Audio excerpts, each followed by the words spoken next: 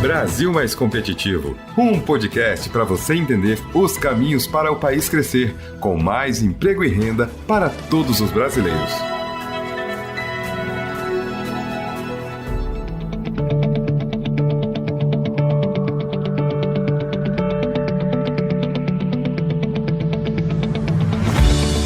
Olá, eu sou Paulo de Tarso Lira, está no ar mais um episódio BR Mais Competitivo. Esta é uma produção, parceria da Frente Parlamentar pelo Brasil Competitivo com o Movimento Brasil Competitivo, MBC.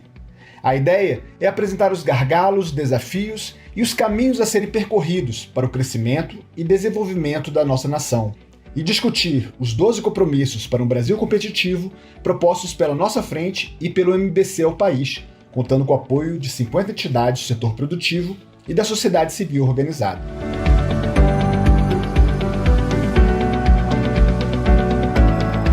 Nesse episódio, vamos falar da necessidade de o país investir em infraestrutura digital eficiente para fazer frente aos desafios impostos a partir da virada para o século XXI. O mundo se transformou muito e de maneira acelerada. Uma infraestrutura de qualidade é condição habilitadora e transversal para a transformação digital do país.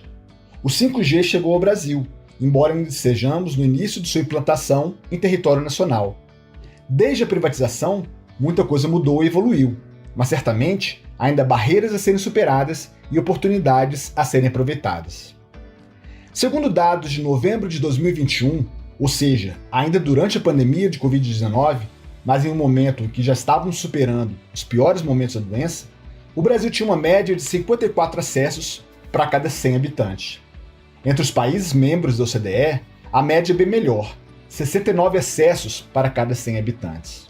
As dificuldades para que os estudantes, sobretudo aqueles matriculados em escolas públicas, se conectassem nas plataformas virtuais para substituir as aulas presenciais durante a pandemia, mostram o tamanho de nossas carências e a oportunidade para digitalizar a educação. Temos milhares de brasileiros conectados nos celulares, mas áreas de sombra onde a conexão é limitada.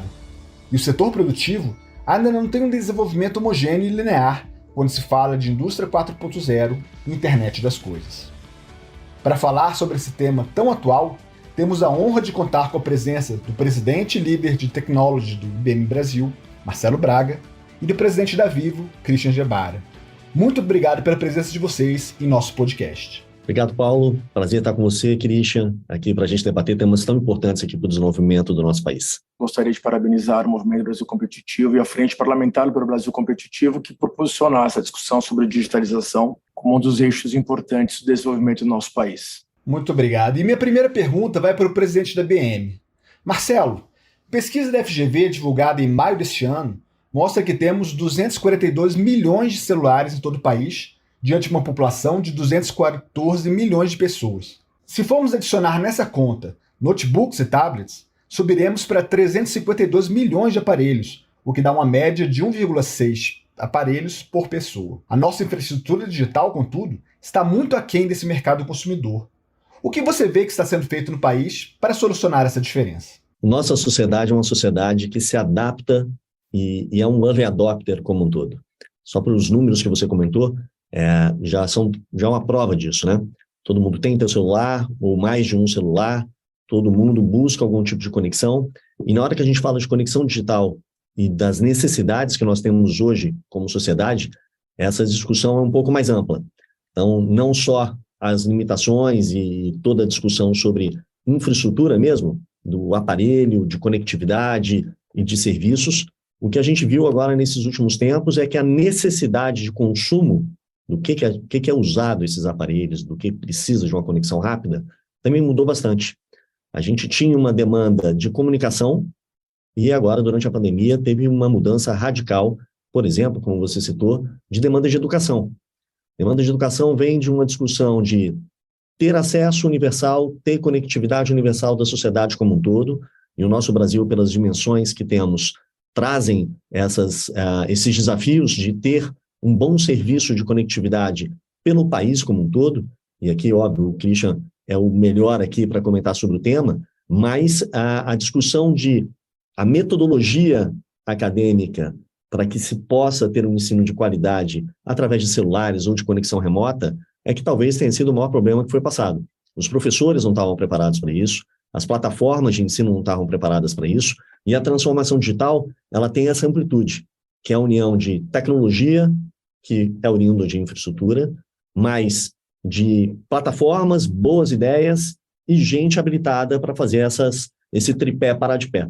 Então, aqui eu vejo claramente uma discussão de infraestrutura, que conhecemos bem, sabemos de que é necessário o aprimoramento, a expansão e uma maior equidade em todos os estados e para que a nossa população como um todo tenha acesso a serviços de qualidade, a tecnologias de ponta, mas o que a tecnologia em si traz é que é relevante.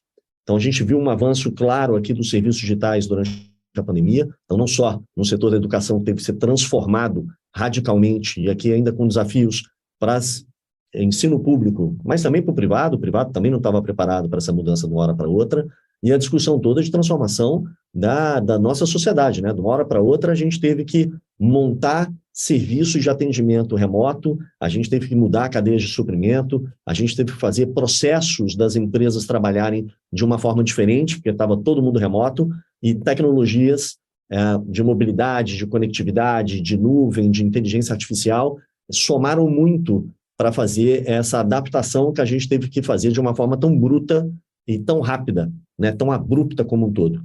Agora, é claro, né, o Brasil está mais digital, a gente vê claramente um avanço importante dentro dos serviços digitais que o governo vem proporcionando, né? Estamos aí com quase 4 mil serviços digitais oferecidos lá pelo GovBR, que é fundamental para que a nossa sociedade seja mais ágil, menos burocratizada, que a gente consiga resolver os nossos problemas como cidadãos, como empresários e como ecossistema aqui como um todo de uma forma melhor.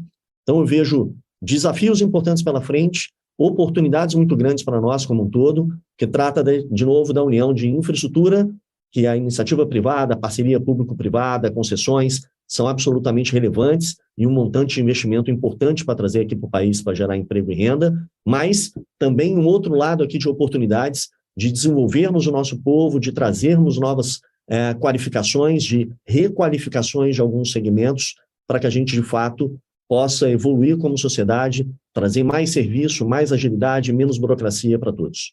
Presidente, a sua fala é muito importante porque a gente está falando várias visões, vários caminhos que você precisa percorrer, várias formas que você precisa desenvolver e uma área que dá saltos tecnológicos de uma forma muito explícita. Então quando você consegue muitas vezes atingir um determinado nível de qualificação, de conexão, enfim, esse mercado já deu um outro salto. Então você sempre parece que vai estar meio que atrasado ou com um gap em cima dessa situação, que necessita e demanda um esforço maior de todos. Presidente Christian, continuando nessa linha, que é uma linha bastante interessante, a gente vê que as telecomunicações estão passando por um processo de transformação, principalmente nos 2 últimos anos, com a essencialidade dos serviços que foi escancarada pela pandemia, como já falamos, na questão da educação, na questão dos serviços bancários, na questão do comércio eletrônico, e pelo próprio início da operação de 5G após um dos maiores leilões de telecomunicações realizados pelo país. Além disso, tivemos recentemente a compra da parte móvel da Oi e a necessidade de se transformar o Brasil, cada vez mais, em um país digital, o que pode fazer com que nós consigamos finalmente reduzir o gap que temos nessa área. Como você vê o papel do setor, que é liderado por essa empresa, nesse cenário? O Brasil é um país que tem a digitalização como um vetor de transformação. Se você pensar o tamanho do país, né, algo foi comentado pelo Marcelo, as carências que nós temos na forma de educação, nós temos carência em saúde, temos carência em inclusão financeira e temos carência mesmo no acesso ao entretenimento básico para as pessoas. Talvez pelos meios físicos vai ser muito difícil a gente corrigir esse gap que existe entre o topo e a base da pirâmide, né? Então, se a gente se espelha em outros países que conseguiram reduzir algumas dessas desigualdades através da digitalização, e comentou a China, ou alguns casos na Índia, ou mesmo na Rússia, onde através de uma infraestrutura mais ampla conseguiram, e não só a infraestrutura, mas também disponibilidade de dispositivos, inclusive formação de professores, de pessoas para usar a conectividade, conseguiram reduzir esses gaps. A gente acredita nisso, nessa premissa, e sempre acreditou, como companhia e como setor, e a pandemia mostrou para todo mundo quão essencial é o nosso serviço. De uma hora para outra, nós todos tivemos que trabalhar de maneira conectada, por vídeo, as crianças, os jovens estudando de maneira conectada também por vídeo, alguns com mais carências e outros mais preparados para isso, entretenimento, a comunicação entre pessoas, tudo se fez através da digitalização e da conexão. E o positivo aqui é que era um setor que, ao longo dos últimos 25 anos, investiu mais de R$1 trilhão em infraestrutura no Brasil, em compra de espectro, e que preparou a rede para que desse resposta a um comportamento de tráfego de dados nunca imaginado, né? Que onde todo mundo ia para casa e todo mundo usava de maneira paralela, que não era o que a gente tinha previsto quando você faz uma distribuição da sua rede, mas como a nossa rede tinha uma capacidade extra, a resposta foi dada, né? E conseguimos manter o país conectado durante os piores momentos dessa pandemia. E no meio desse processo, como você mencionou, a gente passou por um leilão importante, o principal leilão de frequências do país, onde 60% da frequência hoje disponível no país foi leiloado, com compra de todas as frequências relevantes pelos principais operadores. A venda dos ativos do imóvel, onde foi também algo muito positivo para o Brasil, que é importante também deixar isso claro, uma empresa que estava passando por dificuldades financeiras, teve a possibilidade de vender seus ativos, e que esses ativos foram comprados pelas outras três, que compraram o espectro, compraram os clientes, e com isso passaram a dar a esses clientes, no caso da Vivo, que a maioria desses clientes vieram do Nordeste, passaram a cursar o seu tráfego numa rede muito melhor, né, porque teve muito mais investimento por parte da Vivo no 4G e agora no 5G ao longo dos anos, tem uma presença de canal muito melhor, uns serviços digitais muito mais amplos, e com isso nós ganhamos o fôlego de continuar crescendo nessa infraestrutura, porque frequência também é positivo, parecido com outros países, onde você vê 3 operadores fortes, que têm capacidade, o mais importante aqui é ter capacidade financeira para investir. A nossa correção da infraestrutura digital para conseguir chegar mais longe precisa de capacidade financeira. E essa capacidade financeira você consegue quando é possível dar retorno aos acionistas dessas empresas, coisa que a gente não consegue fazer de maneira comparável a outros países, onde o retorno do investimento em telecomunicações é muito maior que o Brasil.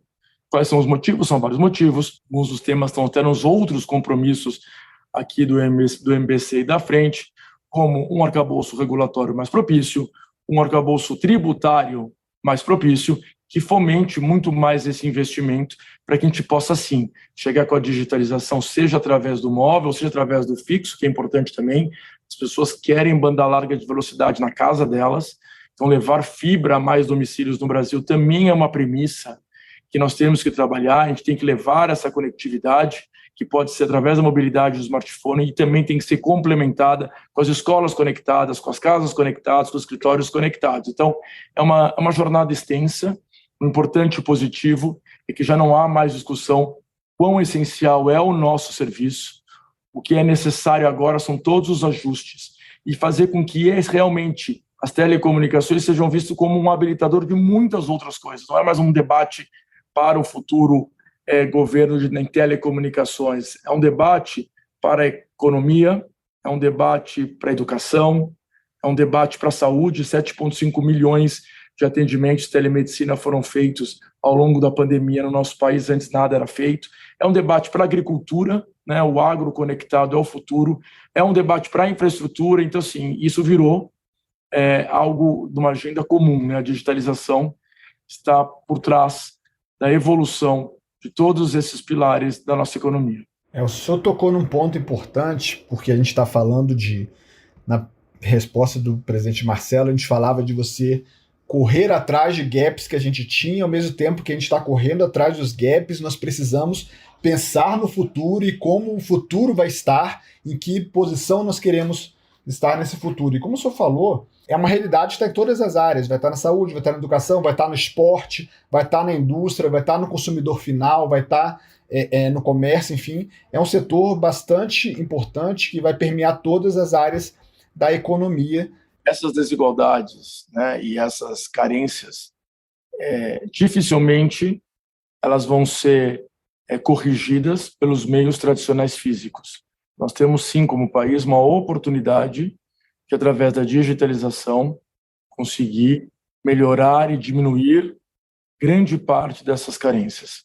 Isso é uma única oportunidade aqui que nós, como país, que levamos anos, claro que tivemos evolução em vários desses setores que você comentou, mas o que é necessário para essa inclusão de milhões de pessoas aqui em todas essas áreas, né, educação, medicina, financeiro, entretenimento, esporte, cultura, a digitalização permite que isso seja feito de maneira mais democrática, acessível e massificada e muito mais acelerado do que seria construir tudo isso através dos meios físicos.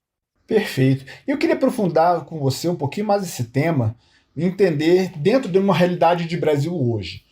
Você citou vários exemplos, China, Índia, Estados Unidos, que são países com realidades diferentes, mentalidades diferentes, formas tributárias, de infraestrutura, educacionais distintas da nossa, mas queria aprofundar um pouquinho esse tema em relação ao nosso país.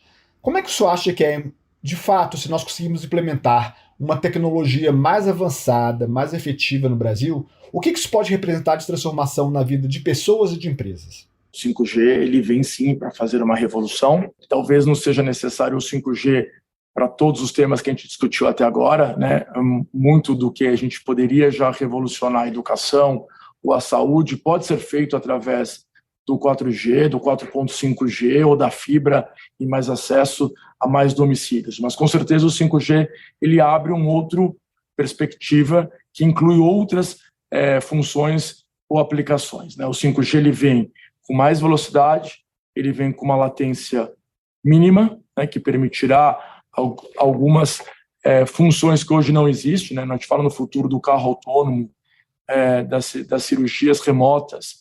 Tudo isso sim vai ser possível com o 5G, ou talvez uma imersão nesse mundo de metaverso ou outras funções que requerem uma velocidade, uma latência baixa e vários dispositivos conectados ao mesmo tempo, que também é uma virtude do 5G.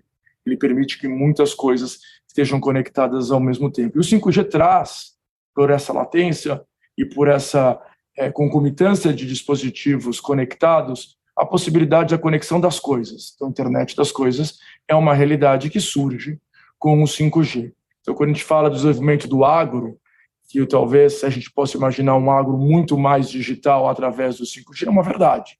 Isso possa acontecer, a indústria mais conectada. E assim por diante. Isso muda, talvez, o paradigma do que a gente vai enxergar como o uso da tecnologia na conexão. E as nossas casas também, cidades vão estar conectadas, e com isso também muda muitas coisas, né? Talvez quando a gente fala do carro autônomo, isso vai trazer uma segurança maior para todos nós que dirigimos ou que deixaremos de dirigir, não só pelo nosso próprio veículo, mas pelos outros veículos que vão estar todos conectados através de uma precisão muito maior do que seria hoje a dependência de cada um de nós como motorista desses veículos. Mas tudo isso, na minha opinião, Paulo, é um complemento a uma necessidade maior da conexão mesmo, né? Que isso chegue a todo mundo. E essa conexão, não adianta só eu dar a uma escola, por exemplo, que a gente falou de educação, uma conexão, uma digitalização, se eu não tenho os dispositivos para que esses alunos sejam conectados, se os professores não estejam formados, se os alunos não saibam usar do acesso que eles podem ter à educação através dos meios digitais. Então, o avanço do 5G e das novas tecnologias é importante, o avanço da fibra, como eu comentei, é importante, e tudo isso precisa ser muito mais pulverizado para chegar a todos os lugares. Então, por exemplo, a gente fala de 5G, mas ainda temos capitais no Brasil, só para falar das capitais, temos muitos problemas em outras cidades, que têm legislações que não permitem a implantação do número de antenas que a gente precisa implantar para o 5G. São legislações de 10, 15, 20 anos que não têm em consideração vários dos movimentos e mudanças que nós tivemos na sociedade. Alguma dessas legislações impossibilita, por exemplo, que as operadoras coloquem uma antena numa área periférica, porque não tem comprovação de posse de alguns dos terrenos dessas áreas, as ruas não têm uma largura exigida por legislações antigas. Então, vamos mudar, né? Algumas cidades mudaram, né? Rio de Janeiro, São Paulo, mas outras ainda não mudaram. Então, vamos falar de 5G, mas vamos falar também de legislação. Vamos mudar a legislação para que isso seja. Até essa mudança recente do ICMS, telecomunicações ou digitalização eram serviços com maior tributação no Brasil e comparado com o mundo, um dos piores. Então, de tudo que era pago por um serviço, de um pré-pago a um cliente de mais valor, em média 45% já era deduzido em impostos entre ICMS, PIS, COFINS, entre outros. Vamos sim mudar para que isso seja mais acessível, que as pessoas possam comprar mais serviços digitais gastando o mesmo e com menos impostos. Então, tem várias outras variáveis, como eu falei, de outros compromissos que o MBC e a frente defendem, que deveriam entrar nesse debate.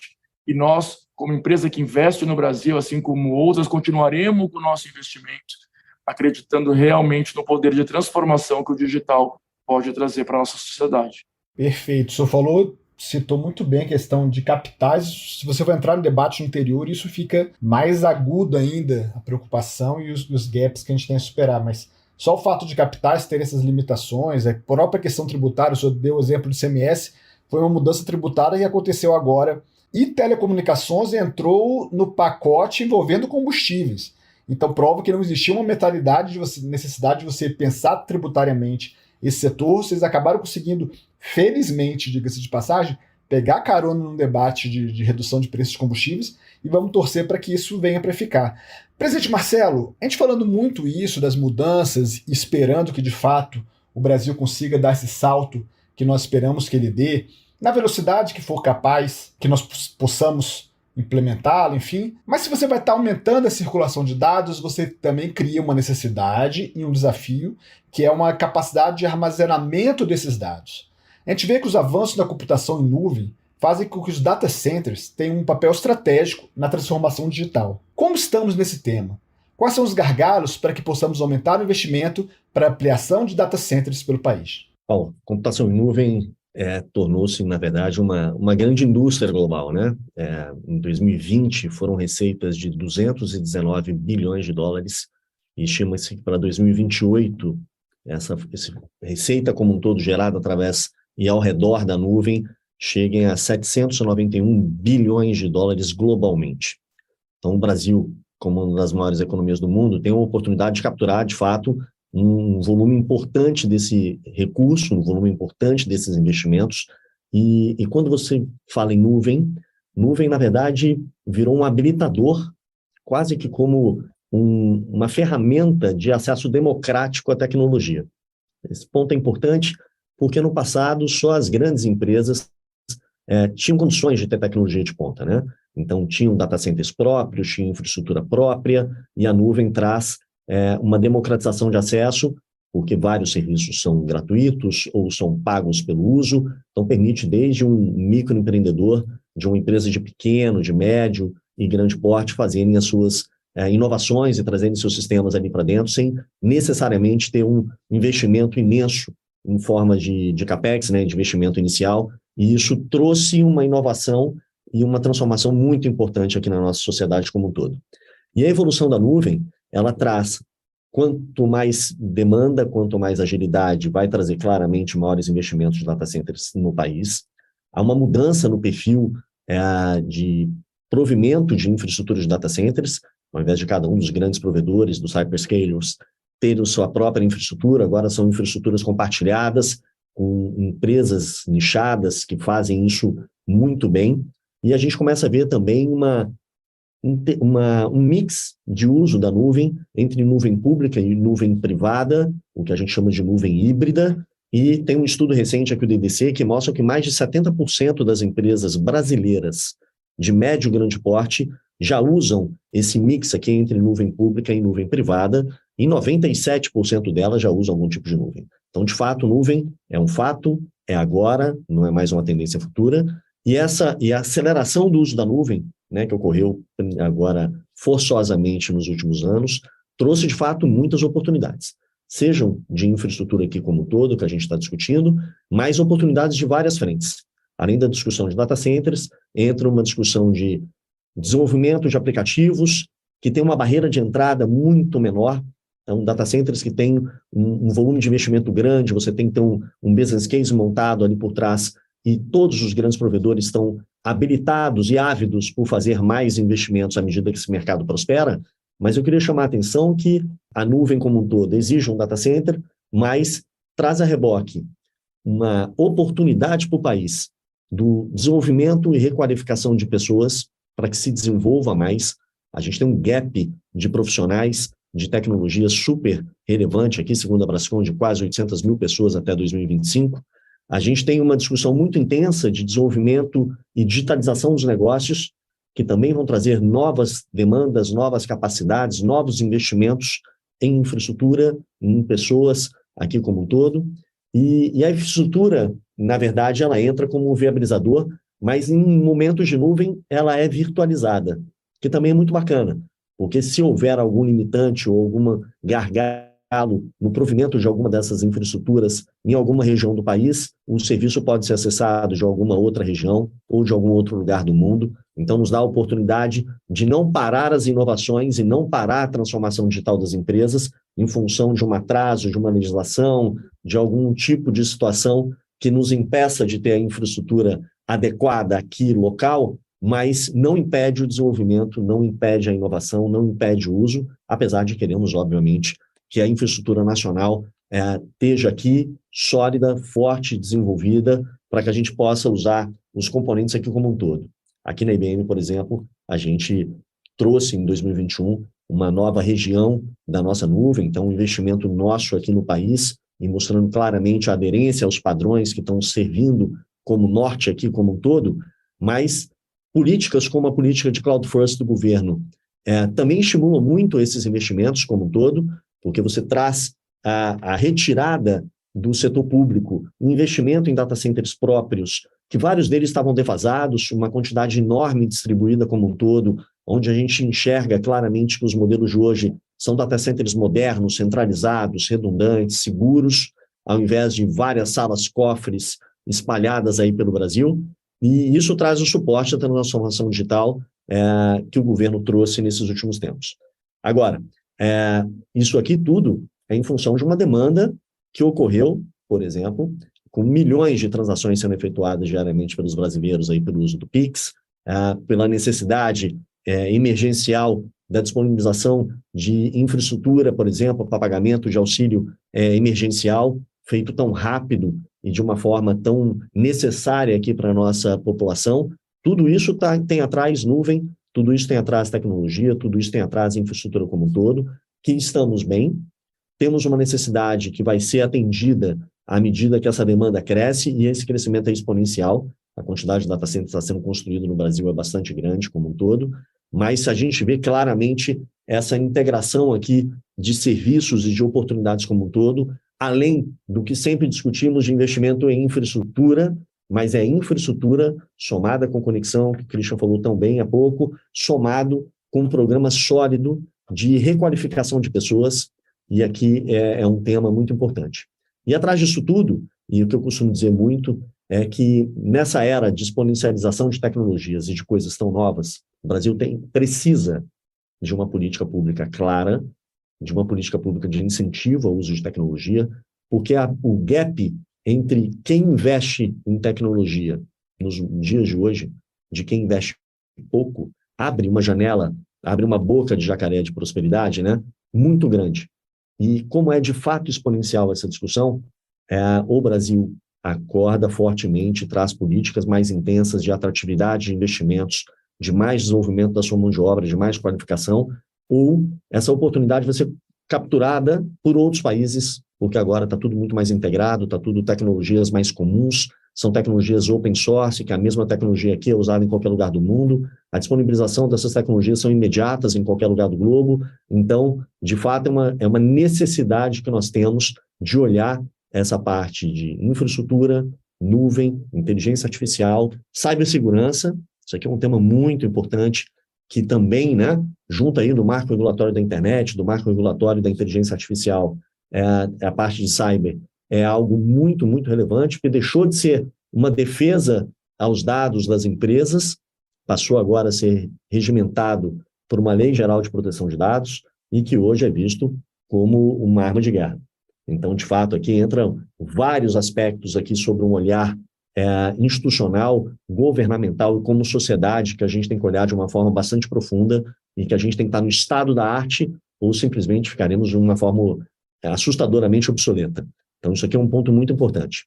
E quando a gente olha a inteligência artificial como outro tema, aqui não é mais um futuro, é algo que a gente experimenta e usa todos os dias, mas a evolução da discussão da inteligência artificial, que também passa aqui pelos aspectos da discussão de marcos regulatórios, ela é fundamental, porque entra uma discussão de uso ético dessa tecnologia, de uma forma de como você explica as decisões que foram tomadas por esses algoritmos, de como a nossa sociedade vê uma transparência, uma rastreabilidade, uma forma de explicar o que está sendo tomado de decisão para garantir que não tem nenhum viés, para garantir que, se existem vieses, como eles podem ser corrigidos. E esse aqui também é um tema de debate junto à nossa sociedade, bastante importante, que precisa ser amadurecido muito rápido, porque a tecnologia está numa escala de adoção tão grande que alguns poucos anos podem trazer diferenças e gaps ou problemas muito significativos para serem ignorados como um todo. Vocês, na fala de vocês demonstram muito claramente uma janela de oportunidades que se abre perante o país, não só internamente, para você fazer a inclusão de estudantes, de serviços, de trabalhadores, mas também de uma própria inserção do país no mundo. Quando você vê outros países que estão num nível muito mais avançado, e você vai falar de comércio, você vai falar de desenvolvimento de parcerias com outras nações, se a gente estiver muito distante, a gente vai ficando meio para trás nesses relacionamentos internacionais. E, presidente Christian, a gente falou muito que a digitalização foi fundamental na educação, no desenvolvimento de competências digitais, tão demandadas pelo mercado de trabalho. O mercado de trabalho necessita de experiência, necessita de profissionais qualificados. Mas a gente tem muitas barreiras para que haja uma necessidade de ampliação dessas vagas no mercado versus a formação desses profissionais para atender as demandas que a sociedade digital hoje impõe à sociedade. Você acha que a conectividade ainda é uma das principais barreiras que nós temos que enfrentar? É um bom ponto e eu vou falar sobre ele, Paulo, mas antes eu queria fazer um comentário aí ao que o Marcelo falou. Acredito também que as políticas públicas têm que estar orientadas ao tema da digitalização e o potencial que a digitalização pode trazer econômico, tá? Tem uma fórmula fácil de identificar a mudança que a gente consegue através da digitalização. Inclusive, eu estou participando de uma força-tarefa do B20, que reúne o meio empresarial em maneira paralela à reunião do G20, né? Então, fui convidado para fazer parte da força-tarefa da digitalização. Ao longo desse ano, a gente foi trabalhando, né, com os outros representantes aí que formam essa força-tarefa em definir seriam os elementos de uma política pública efetiva, né, para aumentar a digitalização. E vão em vários dos pontos tratados aqui, né? Acessibilidade, temas de impostos, tema de cibersegurança, que foi comentado aqui, inclusão das pequenas e médias empresas como um vetor também importante da digitalização de um país. Então, existem várias dessas áreas que a gente foi tratando ao longo dessas reuniões e que vão apresentar o papel final agora na reunião que vai ser em Bali em novembro. E o Brasil, quando você fala dessa inclusão, e aí chegando mais perto da sua pergunta, se a gente olhar as áreas periféricas das favelas, tem 14 milhões de pessoas morando nessa situação, e quando você pergunta a elas o que gostariam de fazer, uma porcentagem, a grande maioria gostaria de ser um empreendedor, e esse empreendedor precisa de uma conectividade, de uma conexão, ele precisa de um dispositivo, ele precisa de um serviço de cloud, ele precisa de um formatador, ou um definidor, ou um construtor de site, e assim por diante. Quando a vida dele vai evoluindo digitalmente como empresa, ele vai precisar de outros serviços. Falando sobre a educação ela precisa sim levar a conectividade para as escolas e para onde as pessoas vivem, para que elas possam ter acesso à educação à distância através dos meios digitais. Ela precisa sim disponibilizar de notebooks, tablets, smartphones, para que as pessoas consigam ter acesso a esse conteúdo, e eles precisam formar os professores para que eles possam educar a esses alunos nessas habilidades digitais. Nós temos uma Fundação Telefônica Vivo, ela vem trabalhando há muitos anos, há décadas no Brasil, em educação, evoluiu para a educação digital. Nós estamos agora, por exemplo, trabalhando com algumas secretarias do Estado, criando, né, uma trilha para o ensino médio, que permite agora ter matérias eletivas em ciência de dados, para formar programadores, para formar cientistas de dados, para formar pessoas que entendam inteligência artificial, como foi comentado aqui anteriormente também. Então, existe essa demanda no mercado. O Brasil parece que já vai ter, nos próximos anos, uma carência de mais de 500 mil vagas sem perfis para cumprir essas vagas. Então, num país onde nós temos desemprego, nós temos falta de acesso questões básicas que foram discutidas aqui, nós temos carência de profissionais. Não, por que não entrar no ensino médio e tentar reforçar as formações técnicas, né, dessas pessoas para que elas possam ser, e hoje em dia a vantagem dessas novas habilidades digitais, elas que são, a pessoa pode aprender com uma rapidez maior, né, e elas têm cursos curtos, né, você pode ser um programador, você pode ser um cientista de dados, e não precisa de uma formação superior, não que a formação superior não seja relevante também para um profissional, mas são habilidades que podem ser aprendidas de maneiras mais rápidas, mais digitais. Esse conteúdo está disponível e nós estamos também trabalhando nisso, né, na construção desses conteúdos, tanto através da Fundação, mesmo através da Vivo, para conseguir dar acessibilidade para que essas pessoas possam se formar e ser um dos que vão concorrer por essas vagas que vão existir. O Brasil vai ter, talvez com a digitalização, uma substituição de algumas tarefas que hoje são feitas pelo humano, que poderão ser feitas talvez pela máquina, ou pelo robô, ou pela inteligência artificial, mas, por outro lado, vai disponibilizar de novas possibilidades de desenvolvimento profissional em novas carreiras que hoje não existem, em novas que nós não sabemos nem quais vão ser no futuro e que permite que essas pessoas sejam empregadas. Então, nós temos que trabalhar, sim, nisso. E não é só conexão, outra vez, é dar o acesso aos hardware, né, aos equipamentos, formar os professores para que a escola pública possa ensinar essas habilidades também no ensino médio e, com certeza, outras iniciativas que possam existir, trazendo educação mais próxima. Essa é a grande revolução que esse país pode ter se a gente cumprir com todos esses quesitos. Presidente Christian, o senhor falou muito bem de vários gargalos, várias oportunidades que se abrem, e o senhor e o presidente Marcelo falaram muito bem da importância do governo soltar um pouco essas amarras tributárias, desenvolvimento, deixar o setor produtivo dessa área de infraestrutura digital, as empresas de tecnologia, voarem de fato, porque vocês têm muita disposição, vocês estão demonstrando expertise, estão dispostos a fazer investimentos para dar esse salto.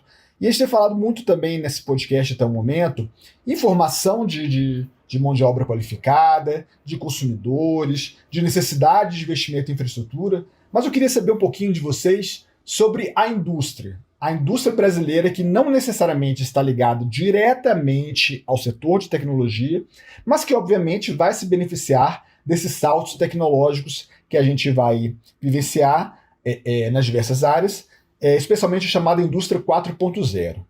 A minha pergunta é, nossa indústria, nosso setor produtivo industrial, está preparado para essa revolução?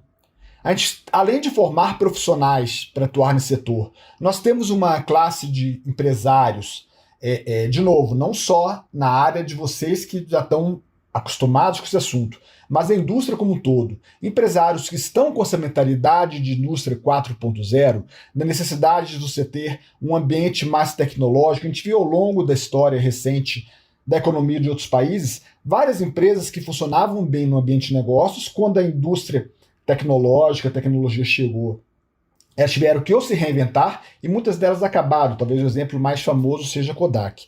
O nosso setor industrial, nossos empresários, estão preparados para esse tipo de revolução? E quais os gargalos que vocês veem que precisam ser superados para que nós possamos dar esse salto tecnológico? Presidente Marcelo. Eu vejo sim um cenário positivo de visibilidade estratégica do nosso empresariado. Até porque, né, em exemplos de alguns anos atrás, algumas décadas atrás, o que acontecia lá fora demorava um tempo para chegar aqui. Agora não. Agora, literalmente, se o produto não está adequado tecnologicamente, ou se existe um competidor lá fora que oferece algo melhor e mais barato ou mais tecnológico, esse ataque de concorrente acontece literalmente em dias e não mais em anos, como se pegava lá atrás. Agora, na hora que a gente olha aqui a discussão da indústria 4.0, ela traz, de fato, um novo patamar de automação, que é viabilizada pelas conectividades mais modernas, mais velozes, com menor latência e mais seguras, e talvez as duas tecnologias mais importantes na indústria 4.0, além da discussão de baixa latência e conectividade, que o Christian comentou também, volto aqui ao tema da inteligência artificial e da internet das coisas, que é potencializada pelo uso aqui do 5G, em novos os casos de uso e aplicações super interessantes aqui em praticamente todas as indústrias, mas esses dois pilares são pilares que exigem trabalhadores mais qualificados, com um nível maior de profundidade de qualificação, para que se ganhe a escala que nós queremos. Nós não queremos uma ou outra empresa próspera e competitiva, mas a gente trazer o cenário ao máximo aqui para a nossa sociedade como um todo. Junto com isso, é gerada uma quantidade enorme de dados, uma quantidade enorme de informação, que também tem que ser armazenada, trabalhada e extraída informações e insights ali dentro. Então, começam a surgir diversas novas profissões, como o Christian comentou, que precisam ser aceleradas, porque senão o gap é muito grande. Existem demandas, isso aqui não é um problema, uma demanda brasileira, a demanda global por esses profissionais é extremamente grande. Então, e essa hiperconectividade que experimentamos agora durante a pandemia, os nossos profissionais aqui do Brasil estão prestando serviços para diversos outros países, sejam profissionais aqui da IBM, a gente provendo recursos para outras subsidiárias da IBM do mundo, sejam os profissionais aqui do Brasil, de fato, que estão tendo essa oportunidade de trabalhar daqui, prestando serviço à distância. Mas eu acho que o principal ponto que a gente tem aqui, também muito bem comentado pelo Christian, é uma mudança de uma reestruturação de como formamos as pessoas, né?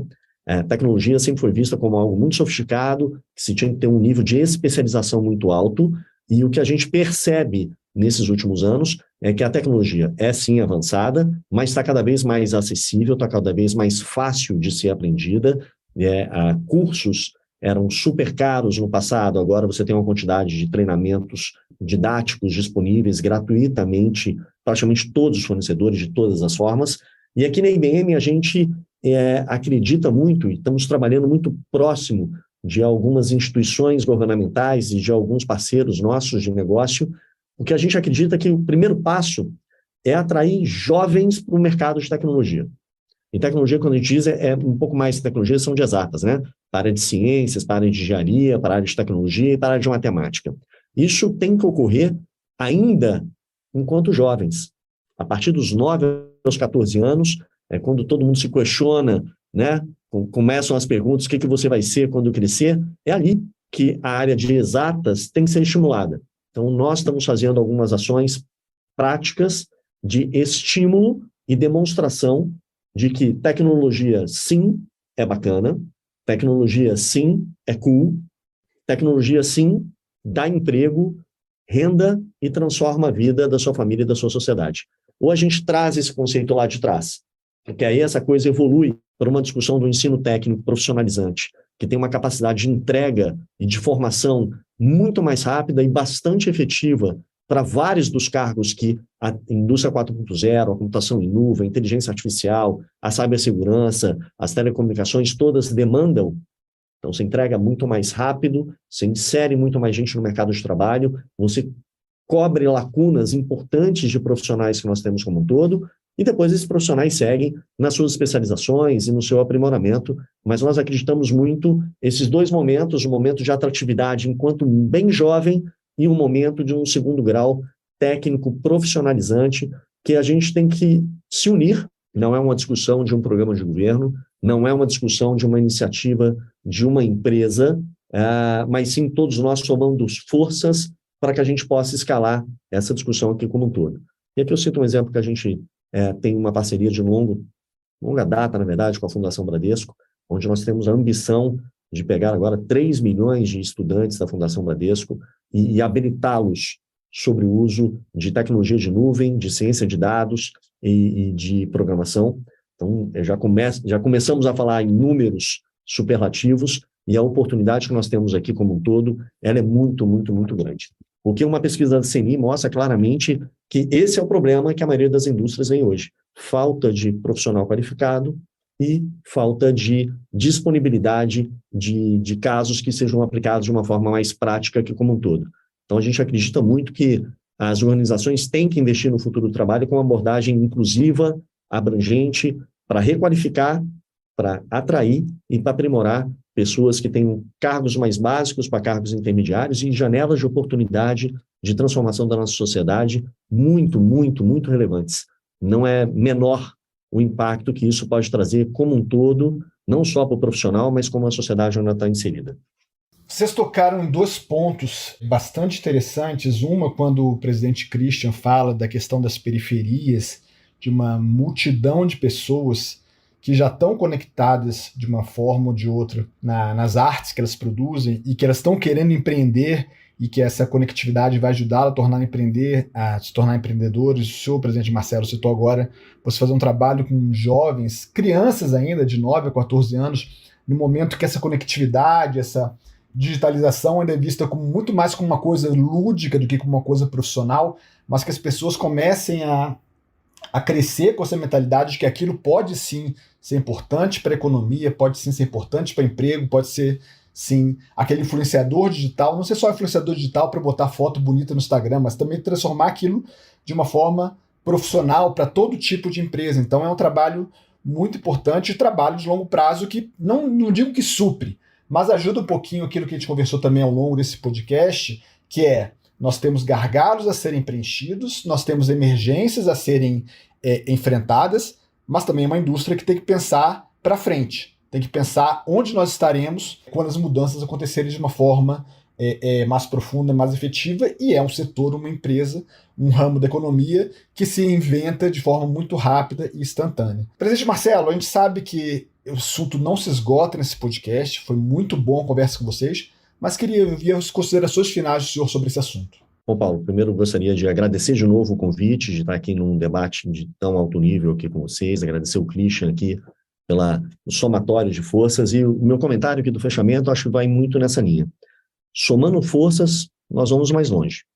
Então, aqui não se trata de uma discussão de simplesmente políticas públicas, não se trata simplesmente de ambições empresariais, não se trata simplesmente de desejos que queremos ter para a nossa sociedade. Na hora que a gente une esses pontos e une o ente público e privado, que tem uma articulação estruturada, um grupo que organizadamente se junta para fazer propostas adequadas, como estamos aqui discutindo com o Brasil Mais Competitivo e alguns outros cenários empresariais como um todo, esse somatório de forças ele é fundamental. Por um motivo simples, ninguém vai conseguir tratar nada de ponta a ponta. Então, para a gente falar da tão falada transformação digital, vamos ter que ter empresários com uma boa cabeça, tecnologia que habilite essa transformação como um todo, de nuvem, inteligência artificial, cibersegurança, tudo que a gente fala aqui como um todo. A gente vai precisar de conexão estável, barata, robusta e que viabilize essa conectividade como um todo, e temos que ter política pública que estimule, que modernize, que habilite tudo isso a acontecer junto. Por isso eu acredito muito nessa discussão aqui do poder do ecossistema como um todo, somando forças para que a gente possa, de fato, encarar de frente desafios que não são menores. Transformação de educação de um país é um desafio que todos falamos há décadas. Nós estamos há 105 anos aqui no Brasil, Paulo. Então, você imagina todos os desafios que passamos aqui ao longo de mais desse um século de Brasil. Fomos a primeira subsidiária fora dos Estados Unidos e acreditamos muito no Brasil. Estamos aqui há tanto tempo e estamos investindo pesado aqui no país, continuamos acreditando muito que o nosso país é o país que tem um futuro muito bacana, não é mais o país do futuro, porque esse jargão a gente usa há muito tempo, mas esse futuro chegou e a gente tem que fazer dessa janela de oportunidade que nós temos agora se converter de fato em resultado prático, em oportunidade para a nossa sociedade, porque as transformações são tão exponenciais que não dá mais para adiar marcos regulatórios, não dá mais para adiar alguns desses investimentos e alguns desses debates públicos, porque a velocidade de quem ficar atrás nessas discussões vai criar um gap muito, muito maior do que se criava antigamente, há poucas décadas atrás.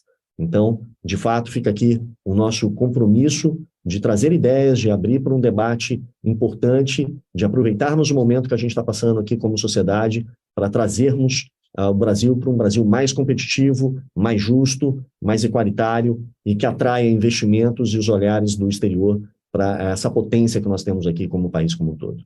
Presidente Christian, suas considerações. Bom, obrigado aí, Paulo e Marcelo, né? Foi um prazer aí falar com vocês. É importante a gente destacar, né? A gente falou sobre, né, em teoria, sobre um dos compromissos, né, da infraestrutura digital, mas se a gente olhar todos os outros 11 compromissos que a gente defende aqui através da frente do MBC. De alguma forma, eles são a base para que a gente consiga se digitalizar, ou eles podem ser acelerados pela digitalização, né? Então, quando a gente fala que a gente quer uma simplificação regulatória, com certeza ele impacta, né, na maior digitalização, ou se a gente quer simplificar os tributos, ele também vai impactar de maneira positiva. Por outro lado, a digitalização pode acelerar o acesso à educação profissional e tecnológico, ele pode melhorar a matriz logística. Então, tem, de alguma forma, ser um país mais digital é parte intrínseca de qualquer um dos compromissos que a gente queira definir aqui. E é realmente pela infraestrutura, né, que é o pilar que nós estamos discutindo aqui, o compromisso que nós estamos discutindo aqui, é a base de toda essa transformação. A gente precisa ter uma infraestrutura que chegue a todo mundo e chegue a todo mundo com qualidade, para que toda essa novas tecnologias e serviços possam se desenvolver sobre isso, né? Ela é a base, né? Essa infraestrutura que nós, empresas de telecomunicações, construímos é a base para essa promessa da digitalização. Nós, como empresa aqui, já acreditamos, na verdade, que o nosso propósito é digitalizar para aproximar. Através da digitalização, a gente aproxima as pessoas com a educação, com o entretenimento, com a saúde, as empresas com serviços de cyber, as empresas com seus próprios clientes, a inclusão financeira. Então, tem várias coisas que a gente pode fazer aqui através da digitalização, e isso já virou a nossa razão de existir como companhia. Então, se a gente puder, através de política pública, através de uma definição de um programa robusto, usar recursos existem vários recursos disponíveis para esse tipo de iniciativa, né? Inclusive, se a gente considerar, olhando mais o setor de telecomunicações, alguns dos impostos que deveriam e deverão e vão, a partir de agora, parecem aí ser dedicados a isso, como o FUST, muitas das obrigações de leilões anteriores, onde tinha um vetor de criar cobertura onde não existe, mas também de conectar escolas, para dar alguns exemplos, tudo isso estaria e deveria estar cada dia mais orientado para aumentar a infraestrutura digital. Outra vez, o Brasil, para diminuir as desigualdades existentes agora e a carência do que é básico para o ser humano, se esperar que os meios físicos vão ser o que vão suprir, nós vamos ter um problema. A gente tem que acreditar e ter certeza que essa redução só é possível através de um país muito mais digital. Se a gente puder digitalizar a vida das pessoas, das empresas, nós teremos uma sociedade e um país muito melhor. Então, obrigado mais uma vez e confiante que a gente vai conseguir avançar nessa direção. Vocês falaram muito bem, cada um com a fala de vocês, da importância da transversalidade. O presidente Marcelo fala da transversalidade de atuação de governo, de setor produtivo, de educação, de construção de infraestrutura. O presidente Christian fala da transversalidade de você fazer com que essa questão digital permeie todos os outros 12 pontos do compromisso que a MBC apresentou junto com a Frente Parlamentar pelo Brasil Competitivo, para o Brasil voltar a crescer de forma efetiva. Enfim, a importância disso, como vocês falaram, o debate não pode ser um debate isolado, o debate tem que ser um debate conjunto, e ao que nos parece, esperamos cada vez mais, a sociedade brasileira está cada vez mais madura e mais disposta, e mais com uma compreensão maior da necessidade de que nós precisamos sim deixar algumas amarras para trás e dar esse salto na direção do futuro que o presidente Marcelo disse que já estamos inseridos nele. Chega ao fim mais um episódio do BR Mais Competitivo, um podcast para você entender os caminhos para o país crescer, com mais emprego e renda para todos os brasileiros. Discutimos aqui um assunto que não se esgota em um único episódio. Pelo contrário, se renova e se atualiza constantemente. As propostas aqui debatidas e outras apresentadas sobre esse tema estão disponíveis para vocês no site www.fppelobrasilcompetitivo.com.br ou no site do MBC www.mbc.org.br/12 compromissos para um Brasil competitivo. Agradecemos imensamente a presença do presidente e líder de technology da IBM Brasil, Marcelo Braga, e do presidente da Vivo, Christian Gebara, nessa conversa sobre como tornar o Brasil mais conectado e como isso pode impactar positivamente na competitividade das empresas e no dia a dia de todos os brasileiros. E agradeço a vocês pela audiência qualificada em um tema tão importante para todos nós. Até a próxima, com mais uma discussão sobre competitividade e custo Brasil. Muito obrigado. Brasil Mais Competitivo, um podcast para você entender os caminhos para o país crescer, com mais emprego e renda para todos os brasileiros.